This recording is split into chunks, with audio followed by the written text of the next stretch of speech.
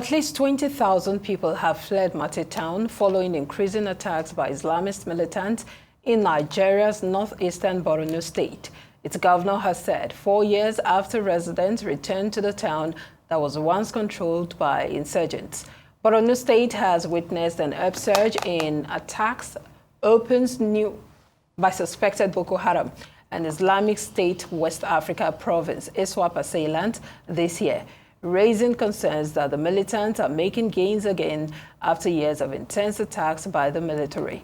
Borno State Governor Babagana Zulum visited Mate, which is close to the border with Cameroon, to assess the security situation and meet military officials there. His visit followed a raid on Mate's army base last week, in which militants temporarily overran the installation. At least 5 soldiers were killed and others went missing in the attack.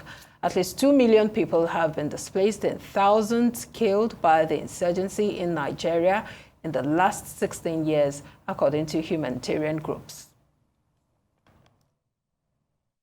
Now, security analyst Dr. Kabiru Adamu joins us now to discuss the escalating insurgency in the country, particularly Borno State. Thank you for joining us on Newsday. My pleasure. Good afternoon. Good afternoon to you. Now, what would you say is responsible for this resurgence of insecurity, especially in Borno State, seeing that at some point we experienced some calm and people returned to their homes after being displaced? Yeah, so there are a couple of factors. Some of them are internal, while others are external. Let me start with the external one. Developments in our neighboring countries, and especially in the Sahel region, where we've seen an increase in the number of non-state armed groups, especially the ideological ones that are professing jihadism. So you have these in Niger, you have them in Burkina Faso, you have them in Mali, and you have them trying to move southwards into places that are closer to the Atlantic Ocean for strategic reasons. It looks like they want to have access to the ports in those locations, and that's why we're seeing an increase in attacks in places like Benin Republic.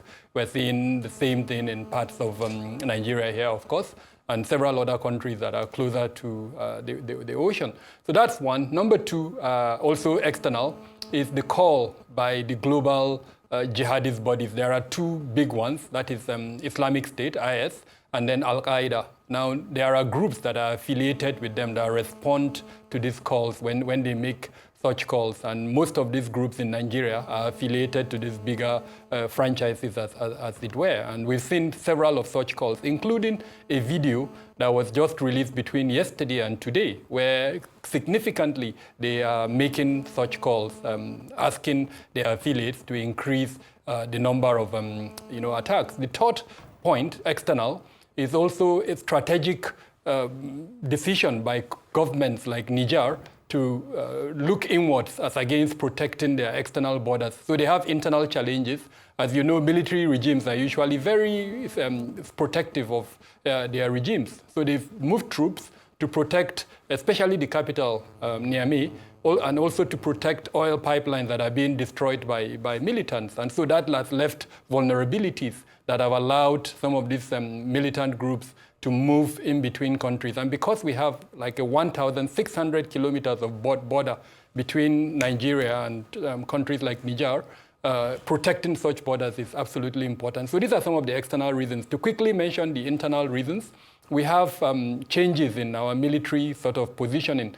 A new theater of war has opened up, which is the Operation Fansanyama in the northwest. So clearly the military is kind of focused on different operations. The one in Hadinkai, which is in the northeast, the new one, Fansanyama, in the Niger Delta, in the southeast, in the north central, in fact, in the entire 36 states of the Federation and the FCT. So that's kind of a divided attention, and that has kind of opened up a little bit of gaps. The third point, internal, is the issue around the internal mechanisms within the groups themselves.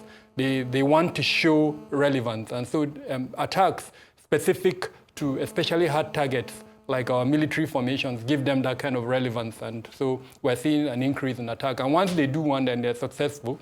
They get more weapons from that, and then you see them carrying on more attacks. Of course, there are other reasons which are more traditional. Maybe in the course of the conversation, we can look at that. In summary, we've not prevented their ability to generate funding. We've not prevented their ability to acquire weapons and the ammunition they use in those weapons. And then we've not prevented their ability to recruit new members, as well as their ability to move around, either on motorbikes or sometimes on the vehicles that they move around with. These are some of the reasons. Well put, Dr. Adamu. Going by your last point, you said we've not prevented their ability to generate funding, we've not prevented their ability to recruit, and I also think when it comes to mobility, you touched on that as well. So where have we really done well when it comes to this? What specific intelligence failures do you think have enabled these recent high-profile attacks that we're seeing? So we have three basic instruments for counterterrorism. That's the National Counterterrorism Strategy, the Policy Framework on Countering Violent Extremism, and then the Terrorism Prohibition and Prevention Law as amended in 2022. What we have not done is to implement these instruments fully. We have attempted to implement it in parts of the Northeast, but we've left gaps there. We've not implemented it nationally across the different 6 regions that we have. And the greatest disappointment really is that we have not evaluated the performances of these 3 instruments. So I think it's high time. One of them, the NAC test, was introduced in 2016. It's due for revision. It should have been reviewed in 5 years, on its 5th year. We've not done that. The same thing with the PCVE. So I'm hoping that this is something that the current administration would enhance, review those provisions, see where we did well, see where we didn't do well, and then improve upon it. The simplest way we would know we're doing well, Cynthia, is let's go to the remotest market in any part of the country and ask the market woman there, if today she sees the leader of any of the groups, will she be able to recognize that person? And then will she be able to place a phone call to any security department to say, this is this person, come and arrest him? I don't think there is any market as at today, even in urban centers, where you have that kind of inclusion of the public in our counterterrorism approach. And because of that gap, we're not doing very well. So we need to look closely at how we can build in the people into our counterterrorism operations. So you talked about exploring traditional methods earlier. Do you think that the government's plan to establish forest guards will be effective in addressing this resurgence of insecurity? Or do you think that maybe it is a duplication of effort of existing security agencies? So I did put up a very lengthy analysis on this issue. Anyone who is interested can look at my LinkedIn page, where I commended the effort because it is a promise fulfilled by President Bola Ahmed Tinubu. Anyone who picked up his Renewed Hope agenda would have seen that he talked about forest guards in that document. So him kind of coming up with that idea, it's a promise fulfilled. However, there are pitfalls that we must avoid. And one of those pitfalls is, like you rightly mentioned, is the duplication of efforts. At the moment, there are several structures that are involved in forest guards protection. Some of them are at the federal level, others are at the state level, and others we're not even sure where they are, such as the Hunters Association. We're also aware that the National Assembly has submitted a bill to the presidency, waiting for the president's assent on forest security. So it's a bit unclear where this new initiative will fall into. So part of the recommendation we did is we need to take a step back, do an audit, recognize these existing structures, including the various state-level arrangements, such as the Amotekun that we have in the Southwest that has responsibility, especially for intelligence gathering in the forest. Then in almost all the states you have that. So do an audit, identify these existing structures, then answer the relevant question. Are you going to match this new arrangement with the existing structures, or are they going to kind of swallow them up, or what's the idea? So that's number one. Number two is the greatest concern on the weaponry that is in the hands of the threat elements that are in the forest.